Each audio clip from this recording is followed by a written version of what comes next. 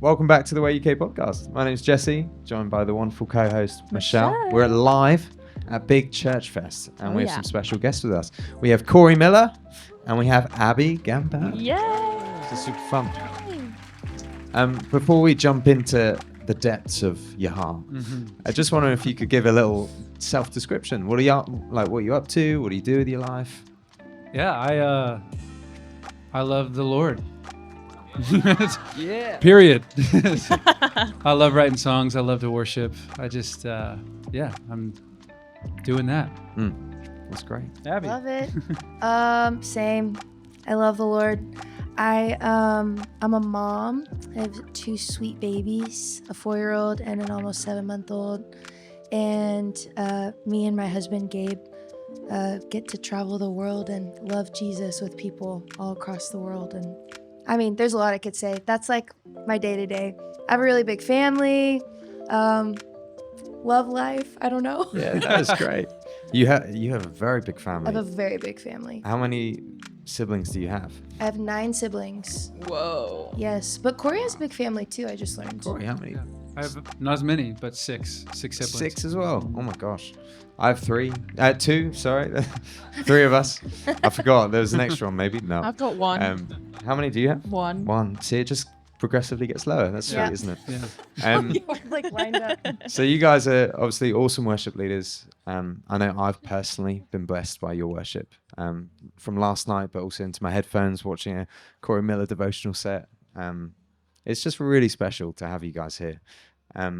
For you as worship leaders, it's kind of changed this past 10 years, I'm sure. Like the culture's changed. What worship looks like has changed. It almost feels way more accessible than it ever has done. Like 20 years ago, you'd have to maybe buy a tape or not a DVD, a CD, that's what it is, and listen to it. And it's just changed a lot. And I wonder, what was your growing up experiences of worship, and how has that changed over the years as you've grown deeper with God? Kory. When I first got saved, it was a little bit later. I was at a youth camp, and it was my first exposure to anything that was worship. At that time, it was, Hillsong United was sweeping Oklahoma, or this is where I'm from. And I remember I got saved. It was just an encounter with the Lord, and I had no context for it. But when I got back from this back home from this youth camp, I begged my mom, like, can you take me somewhere to buy this music? I have to have a little bit more of it. And I remember in America, there's this, I don't know if you know about this, I'm going to be pumped, but Mardel. Do you know what a Mardel is? Yeah. It's like a Christian bookstore, but they had like everything. It wasn't just like Christian bookstore. It's a lot. It's really intense.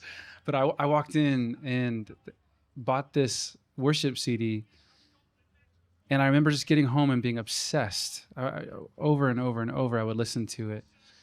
These songs that even now to this day I didn't realize, but they were informing so much of what the Lord is doing in me. And I think at that time that was so important. It was so key to have other worship leaders teaching me what it looks like to minister to the Lord, and teaching me what it looks like to lead other people.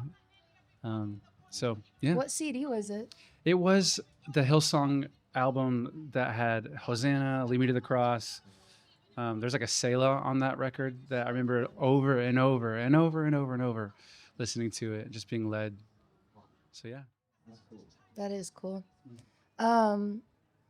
I guess kind of similarly, I grew up in a home where we had lots of CDs of all of my heroes growing up were worship leaders. I was listening to Hillsong. Darlene Check was like my hero. Rita Springer, Daryl Evans, like Old Vineyard, like Catherine Scott. Martin Smith was asking me the other night who some of my people were, and I was like, you. So like I grew up, that's what my parents were playing in our home. And the accessibility thing is an interesting point, because it is a weird thing. I don't know if you feel this, but it's a weird thing to grapple with being in the industry, even acknowledging that it is an industry. And there's a stewardship part to that too, because it's, we can't not talk about how it's an industry. We can't not talk about like, where does the money go if there's money, and we can't not talk about like, I don't know, how a room responds when I remember the first time that like a room was, this is so weird, but I walked up, it was a youth thing, so there was just a lot of like zeal and also hype, and they were chanting my name, and it was I was like, this was a few years ago, and I kind of wanted to throw up because it was a worship set. But there's stuff like that, like learning how to redirect a room, and like, and all of it kind of goes under this like, this has become a thing. Worship has become a thing, and it's beautiful. And the thing, Dom, my manager, and I talk about this a lot, how like there's so much beauty in it. But just addressing some of that, I don't know. I don't even know what I'm saying, but I think it's an interesting thing to bring up. Just the accessibility, but also just like the thing that worship has become. Yeah. You know, worship music. I think it's like so important that like you're even like touching on the point that like we have to acknowledge that it is kind of an industry. What do we talk about the money, like all that sort of thing? And even you, Kory, saying that growing up, you're like, the Lord's been teaching you how to like minister to him and all that sort of thing. And I think, I'm sure we all want to like all hear our heart's desires to worship Jesus with a pure heart. And I think, you know, being in a space that you guys are in, I wonder, like, I just wanted to ask, like, how has that been, stewarding that and walking that out? Like you said, Abbie, like there's ways of stewarding rooms and helping people fix their eyes on Jesus rather than getting it like, you know, focusing on the wrong thing. Like the purity of worship, how has that been for you guys, like keeping that the main thing?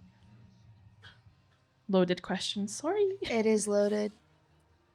I think about it a lot, actually, because I struggled for years with people that come up to me and share their stories and are like, your music was with me in the hospital room, or your music was with me when my baby passed away, or your music was with me when my marriage was falling apart. Like, and so, but it's a weird thing as a human being to hold that.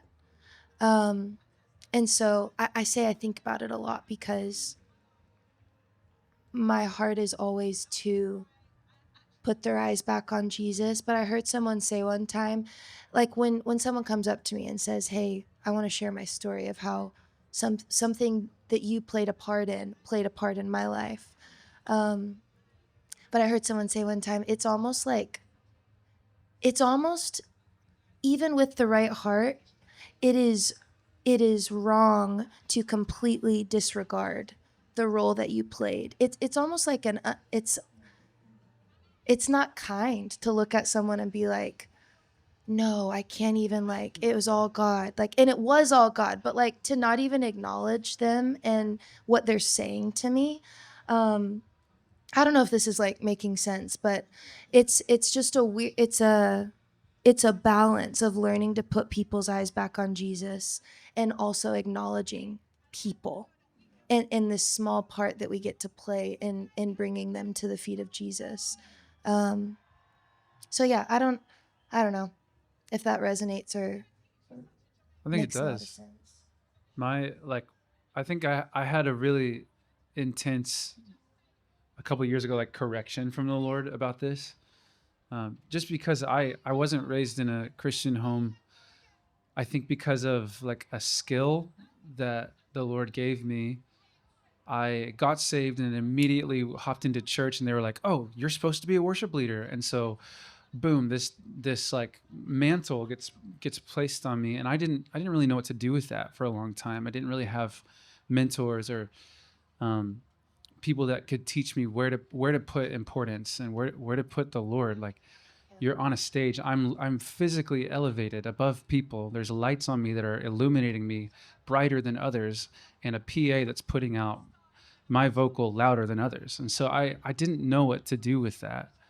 And I felt like it was probably about 3 years ago that I got hardcore, so lovingly, but hardcore corrected from the Lord. I was reading in Scripture, and it was the story when Moses went up on the mountain to like hear a vision for the people, but he entrusted leadership of Israel to Aaron, who was a Levite. His job was to minister to the Lord, protect the presence, and lead the people of Israel in that. And it was Aaron that created an idol, and he created, because it's like what you're supposed to do is, like it says, because of their itching ears, he created something. Anyway, I was reading this story, and I felt like the Lord, again, very lovingly, with kindness always, but I felt like the Lord say, like, hey, some songs you've written are that golden calf. Like, it wasn't like you did it and you said it was for me, but you did it like you did it with a different motive. And it was really intense, and probably one of the more significant sorries I've had to give the Lord. But I think when you're asking, like, how do you do this and keep it pure, keep it honest, keep it real for the Lord, I don't know if any of us will ever nail it. I think we'll constantly be like, oh Lord, I'm sorry, I might have gotten that wrong for a minute, and thank you for changing my mind, and I want to come back. I want to turn back around. But yeah, I think it has to be. Yeah. Yeah. I think it's also, I'm going to contradict what I just said of like the part that we play, and like acknowledging the part that we play. But there's also the really hard truth that God could choose anyone. Yeah. He could use anyone. Maybe he like put a call on my life, but I can say yes or no, and he will find someone to fulfill the call. And maybe like I think about, I can't remember who I heard say it, but thinking about like maybe I was God's fifth choice. Like maybe what I'm doing with my life was something that he asked 5 other people to do, and I was the one that said yes. Or maybe I've said no, and other people have filled out the call that I said no to. You know, it's an interesting, sobering thing to think about. It's really humbling because it puts us back in our place of Humanness. being human, Yeah, not honestly. God. It's true. It's Yeah. like it's the human element we so often forget. One human thing that we have is, as you said, like idolizing things, creating statues, golden calves. But we do it with so many different things. We do it with worship trends. We do it with social media influencers. We do it with celebrities, whatever. And I'd actually love to hear your guys' perception on worship trends that is around this whole coming back to the purity of worship. You hear it so much at the moment, this almost hype, but not, hype's a bit of a jarring word now. It's like a swear word. What's going on? But like, we're like, oh man, like Gen Z, like they're coming back to the purity in worship. We're just here for that. And often the association with purity has been like spontaneity, like, oh, spontaneous worship. That's it. That's what worship looks like. And if it's not that, then it's not pure. And that's not to dismiss spontaneous moments. But it's just interesting to recognize that the trend is removing trends and trying to come back to this purity. And I just wonder what you've spotted in that. Have you spotted any dangers in trying to pursue the trends in worship? And is purity one of those trends that actually we need to be careful of? Sorry, another loaded question. We've only got like 20 minutes, so we're like shoot. straight You're in. like, You know what I mean? just hit I us with all personally the- want to hear what Abbie has to say about that. Just pass it. Nice pass. I think it's about your heart more than a trend. I think like when we make it about what it looks like or what it feels like, that's where it can get messy. Because you're right, like purity in worship, I think we all have an idea of what that is or what it should be based on maybe other things we've seen or what we're not seeing. And it's so easy, like in the same line of thought as we're so capable of creating idols even out of good things, we're also so capable of taking really good concepts and convoluting them. And a really good concept is like sitting in the presence and maybe not singing a written song, but singing spontaneously or prophetically, like you were mentioning. Um, and that's beautiful. And I do that sometimes, but I think I come from a very, even before, Upper Room is my home church. It has been for over a decade. But even before that, like the churches I grew up in, that my family was a part of, growing up, were very charismatic. I come from a very charismatic background. And so spontaneous, the moving of the Spirit, like all of it was very normal to me. And I feel like as an adult, I'm having to learn the value in a written song. And I'm a songwriter, so it's not even like, it's not even that I don't value the songs. I think it's that I had a higher value for years of the spontaneous. And like, oh, maybe like if we don't have X amount of time and if we can't flow long enough, then God didn't show up. And I'm just learning that he can move inside the structure of a song just as well and just as powerfully and just as fully. And that's just one example of like what we think purity of worship should be, Yeah. I don't know. I feel really moved constantly, but really moved just in studying King David.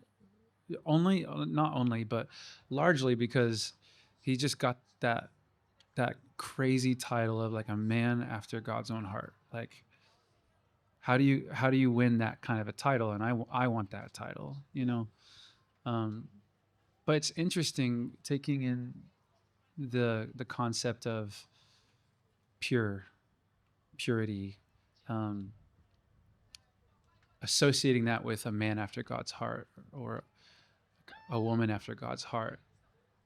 David's life wasn't like squeaky clean. He wasn't like particularly known for like being perfect, you know, but he was known as someone that like he he honored the presence, like he wanted the presence. He craved more. He craved more of God, and because he craved more of God, he got more. Like you get as much as you want with the Lord. And so I think the thing to me, and what I love about what you're saying is like, can the Lord literally release the fullness of his presence in a spontaneous moment? Absolutely. If he's wanted, he comes. Can he also move in the same way, just as powerfully through liturgy and through things that are very structured and very planned? If he's wanted, then yes. Like the thing is, like, do our hearts crave him? Do we want him? And just because he is so good, he told us this. He said, if you knock, the door gets opened. If you seek me, you find me. Because he's so good, he always comes through on that. And so I love that question. I love your answer to it. I think there are some things that maybe every now and then get placed on this scale, and things are like, I mean, it's not the first time in church history it's happened. Like, it's why Martin Luther nailed a 95 thesis, right? It's like too much order. We need to go this way, you know? So I just think the Lord wants our hearts, and I agree with Abbie. I love that. It's so true. Like the Lord does want our hearts, and that's what our main focus is meant to be on. Like, oh, hello. And like he is the reward. You know, he's the main thing. And I think that I've like had to journey that out too, where the Lord's like had to highlight like my golden calves and the idols in my life where I've made things like above the Lord. And you know, I think it's really wonderful to hear like the both of you say how it's not just like the Lord doesn't just move powerfully through worship, through singing songs to him. He does, but he also does it through other things too, like liturgy and reading and just sitting in the quiet. And I just wanted to ask you guys, like, how has it been like prioritizing that quiet place, being in such a loud space in a way? Does that make sense? Yeah.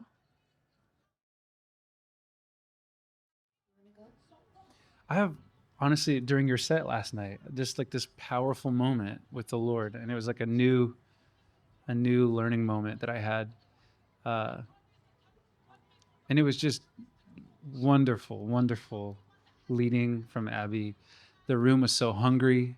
I have a feeling that it was so anointed. You and Gabe and the whole team, so anointed. But I had a feeling that even if you guys didn't show up ready, the hunger was so intense. You know what I mean? It was just one of those settings. Yeah. But I felt like halfway through the set, I bring this up because I learned this last night, but halfway through the set, I felt like the Lord asked me to just walk around and over and over and over out loud say, I love you, you love me. Like to the Lord saying, I love you, and then professing over my mind, over my life, you love me.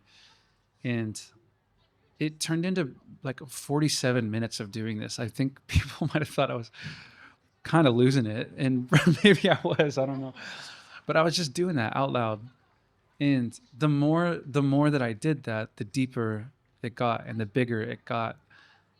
And I felt so moved that the Lord taught me a new way to experience him last night.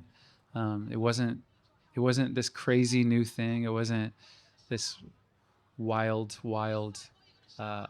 expressive experience, but it was new and it was different. And I love that the Lord can teach us how to do that. I love that he leads us closer to him and back to ourselves. Yeah, I don't know. That's just So a random good. one. That's so good. And I saw Kory right after this, and he was white. He was just a ghost. It was crazy. He'd been changed. He'd seen God. Wow. It was white. That's crazy. He wasn't actually a white. ghost. but- Saw them fire eyes. That's crazy. I feel like I always answer this the same because I still haven't figured out how to do this.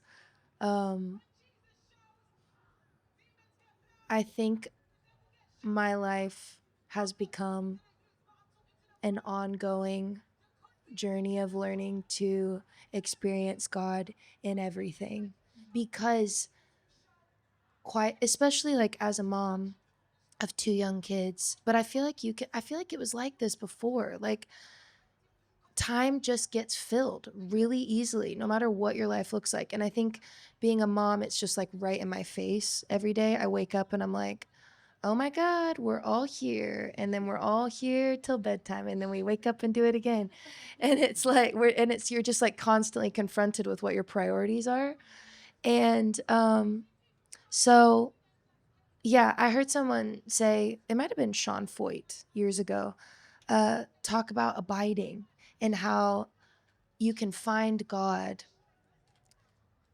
in 5 minutes just as much as you can with an hour of quiet time. And it doesn't mean that there's no value for like long periods of time with God. That is beautiful. And if you have an hour for quiet time, don't not take it because I'm saying this. I think I'm more so saying when the time is short, the intentionality on your part and on the Lord's part is enough to experience him. And so I'm learning always how to abide constantly, and make it less like separated, less like have to wake up an hour before everything and again, that's beautiful, and please do that. But on the days that are full and you feel like you don't have the time that it takes, God is still in that. God is in every conversation and in every interaction and in every he can be found in any experience of life if you let yourself be aware of him. Bill Johnson says, we don't need more of God, we need more awareness, because he's everywhere and he's in everything. And even when we ask for more of him, I think it's more for us. It's more for like our brains to turn on to be enlightened and be made aware that he's in everything, you know? Yeah, and then it's funny as you said that, I was reminded of another Bill Johnson quote, Classic. which was, I know, so classic. Good.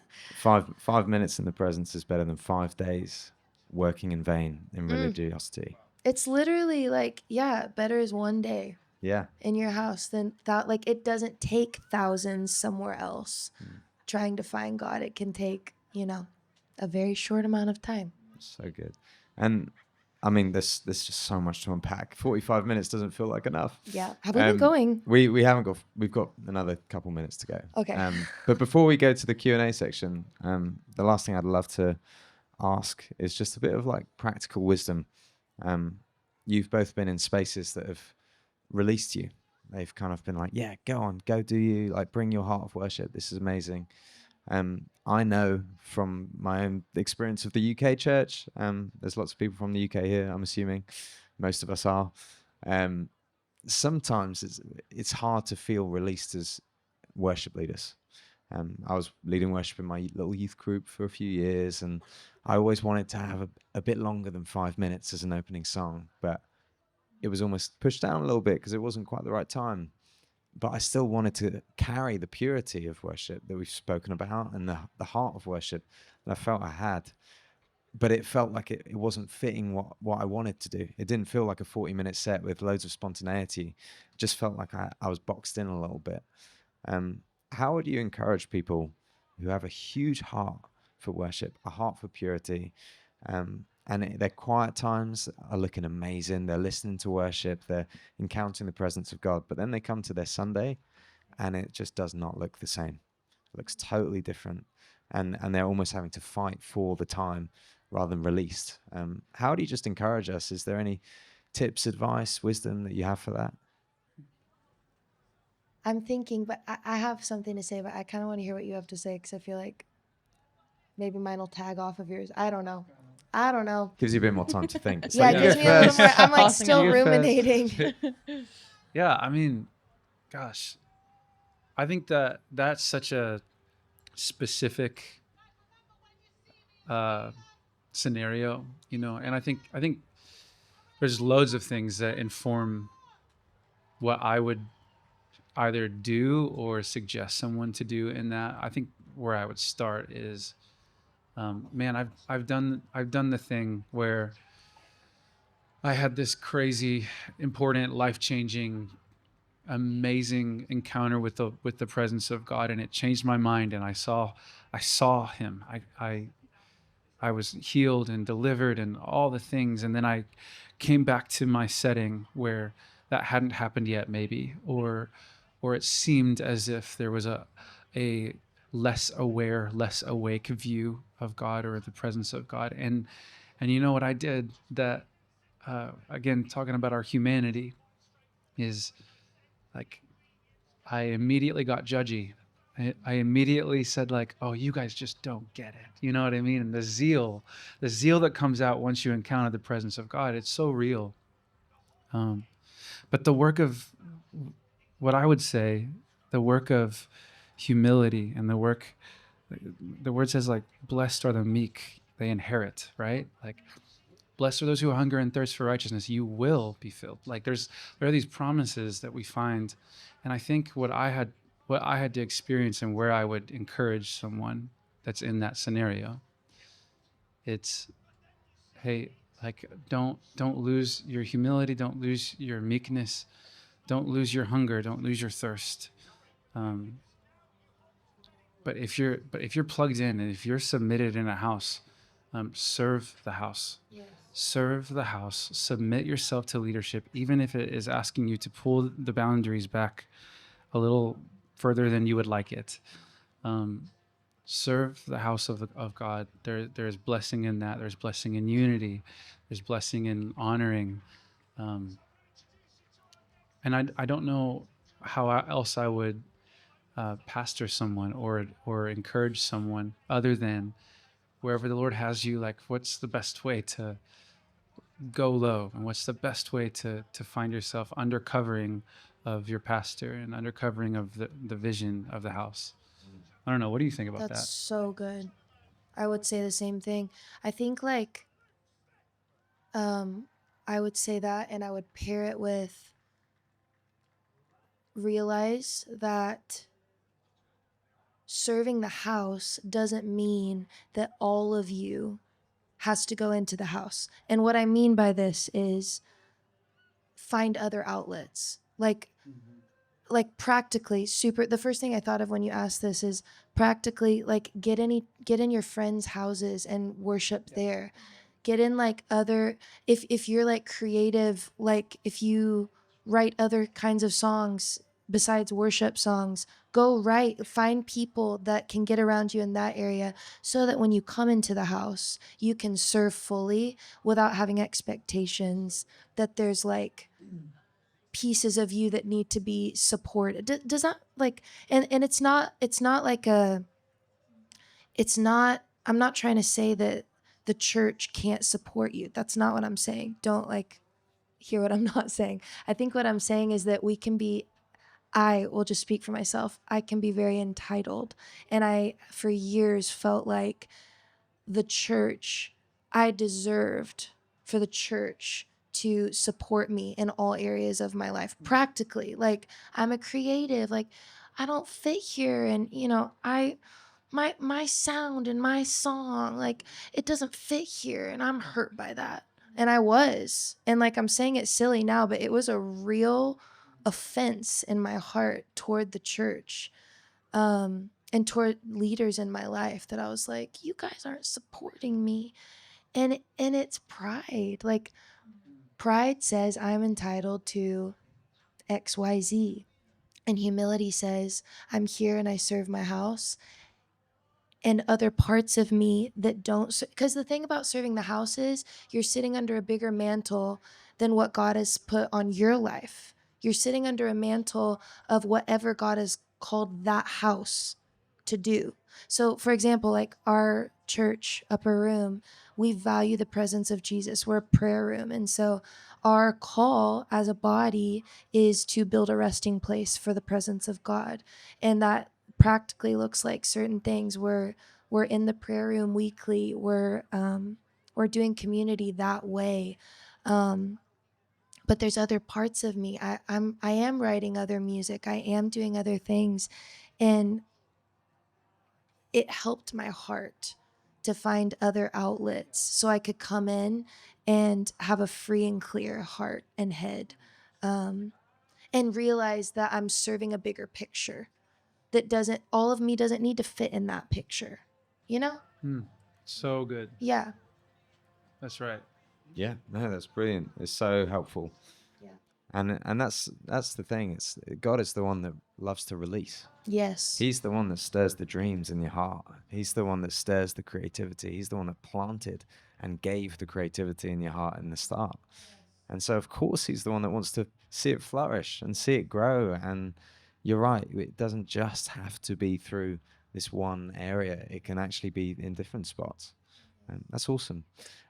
We've got a few minutes to do Q&A, and there's a lot of people, so we're not going to reach everyone. But these guys will probably hang around for a few minutes afterwards, and are very happy to answer your questions, I'm sure. I mean, I'm speaking on your behalf, but is that the case? Yeah, great, cool.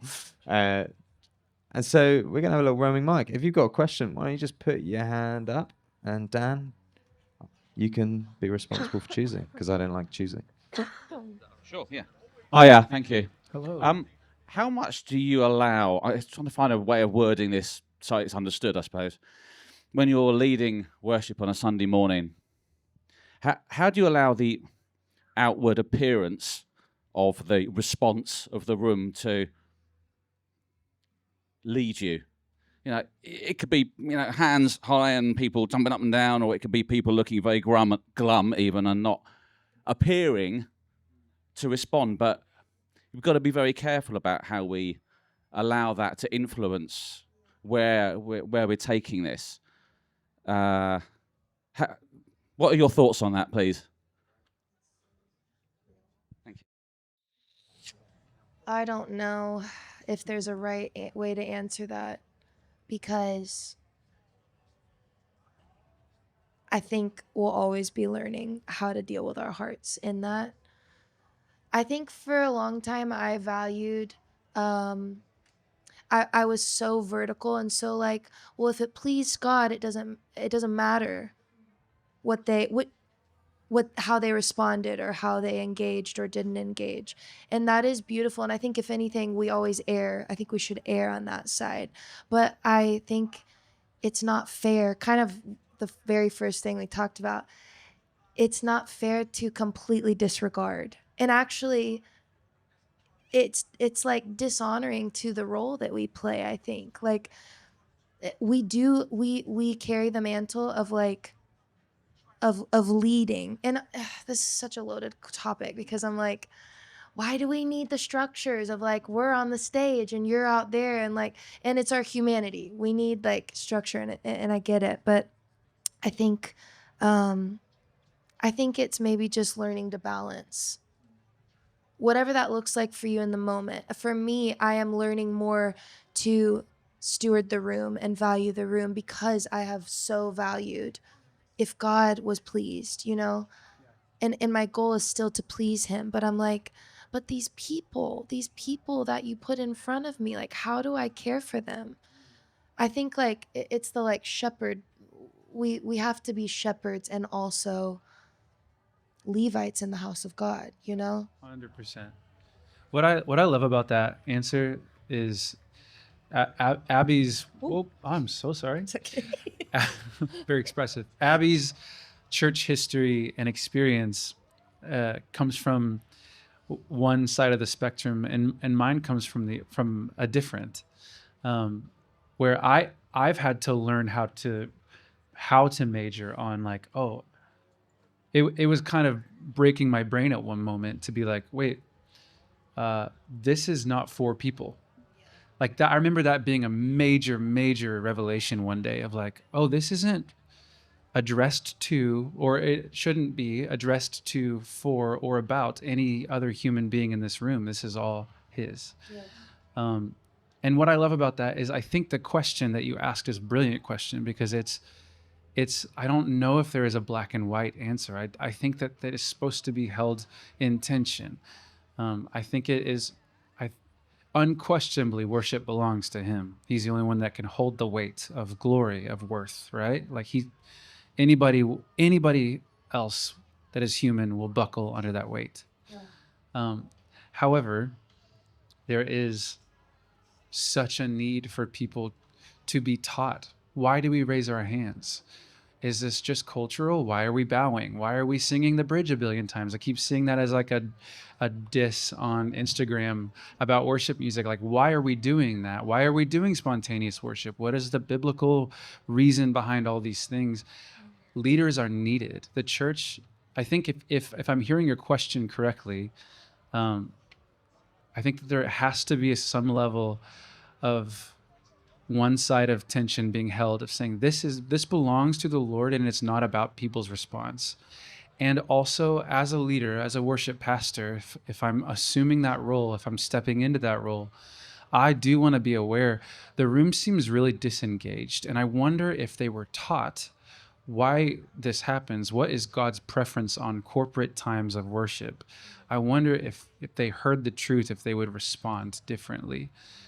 And I don't know if there's like a black and white, you should do it like this. I think it's just. I think context is so important too. I've been in like a lot of like youth rooms, like youth conferences, like Gen Z and even younger. And a lot of times explanation helps. And then a lot of times it's actually like they don't need me at all. They don't need any of my explanation or any of my like knowledge to impart. And so, and yeah, it's what you're saying. It's like, it's context. Yeah. Mm. Yeah. That's great. That's awesome. What kind of people are you leading? That's brilliant. I think that answered well. I think we actually only have time for one more. I'm so sorry. Dan, go on. You make the choice. Hands up if you want to. Hi, guys. Thank you for coming. It was wonderful to speak to you. Have you always had an inclination to songwriting? Or when the Lord told you this is what your futures hold, did you have to go, okay, what does this look like for me? What am I meant to be writing? Like, did you have to go to a quiet place? Did you have to meditate on before you stepped into the role of this is my career and this is what I do? I think both. I think I have always been inclined to writing. I've written since I was young. I remember like sitting on the end of my dad's bed and like showing him songs before I knew how to play any instruments. Just like I found a journal recently that was filled with songs I wrote when I was like 8. So it's always like come out of me, but I think as I've grown, what I'm writing and what it's for and who it's for has become more clear. And it's even still evolving. When I was young, probably like 12 or 13, I was writing a ton of like really sad songs, like really deep emo. Like I was just like really going through it, I guess. And I remember I asked God, I was like, I'm like, actually in life, I feel not like what's coming out of me. What's coming out of me feels much more sad than actually what I am. And I don't know what that's about. Like I know it's true. Something true is coming out of me. But like why is that constantly what's coming out? And the Lord told me, he was like, Abbie, you are going to write songs, and you are writing songs that are going to give people permission to feel with me. And so I feel like that's kind of been the last decade and a half-ish of my life. I'm 30 now, and I feel like it's kind of turning into something different. So I don't know. I think it's a journey, but I think the clarity comes as you do it. I don't know why you asked that question, but a lot of times people ask questions like that because they want to do something specific in their writing. They have like a specific vision of what it looks like. And my encouragement would always be to just write, and the Lord will make it clear what it's for, who it's for, whether the song is supposed to go somewhere and do something or stay in a journal forever. So I don't think I grew up thinking that. I didn't grow up knowing the Lord, and so when I met the Lord is when I first discovered my like deep love for what I felt, which is the presence of the Lord, right? And music was just the fastest way to get there. But I do remember, this is very random, but my family, we raised horses. We would like just, in America, we'd say like, we break the horses. Do you say that here? Absolutely not. Okay, sick. Love that. it's like training them, yeah? Yeah, you train horses from like not being able to have saddles on them to then, Anyway, that is unimportant. I don't know why we went so into, wow. Once I got saved, it was the summer after I met the Lord, and I remember I would go on these like really intensely long trips. Didn't have a cell phone, but I would pack a fishing pole and beef jerky. This sounds like the most American thing I could talk about. I'm so sorry. But I'd like do these 3-day long rides on a new horse. And after I got saved, I started realizing that there were just melodies that were in me. And I wasn't trained. I didn't know really what to do with them, but they would come out as I would ride. And I didn't have any lyrics or anything. It wasn't that I was writing full-on songs, but I would be hearing this instrumentation in my head, and melodies would just start coming out. And I think that was the first thing that I feel like the Lord did, was teach me that there's like a well that exists. He gave me that. I don't know. I think it can come out during a spontaneous moment or during a songwrite, but it feels like there's this well that just at any moment I could just pull one out because it's just been there.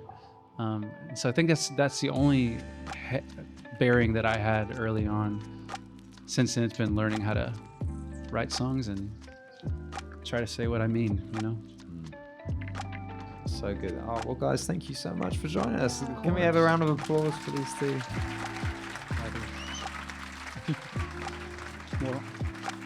Good job.